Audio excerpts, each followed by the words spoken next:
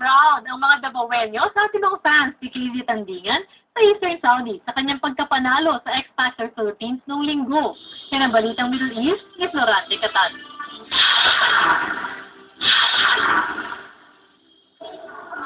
May isang linggo na ang nakalipas, mainit pa rin pinag-uusapan ng fans dito sa Damam ang pagkapanalo ni KZ Tandingan sa X Factor Philippines.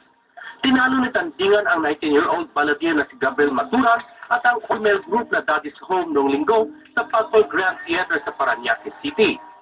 Isa sa kanila ang Dabawenya na si Cheryl Talidano na proud sa pagkapanalo ng kababayan. Proud ako sa kababayan kong si Kizzy sa na-achieve niya bilang kauna-unahang winner ng X Factor Philippines. Wish ko na mag-prosper ang career niya sa larangan ng pagkanta.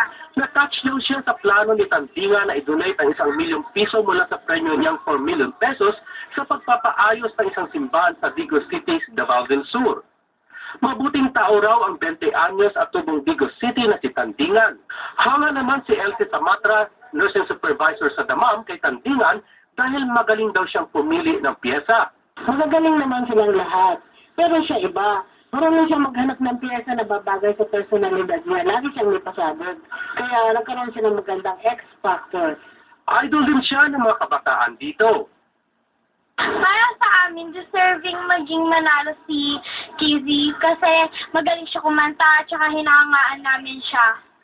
We love you, KZ! Inaasahan ng fans ni Casey na hindi siya magbabago at manatiling mapagkumbaba para malayo ang mararating sa pagkanta. Nagbabalita sa Middle East, Florante Catanos, Damam, Saudi Arabia. At dito po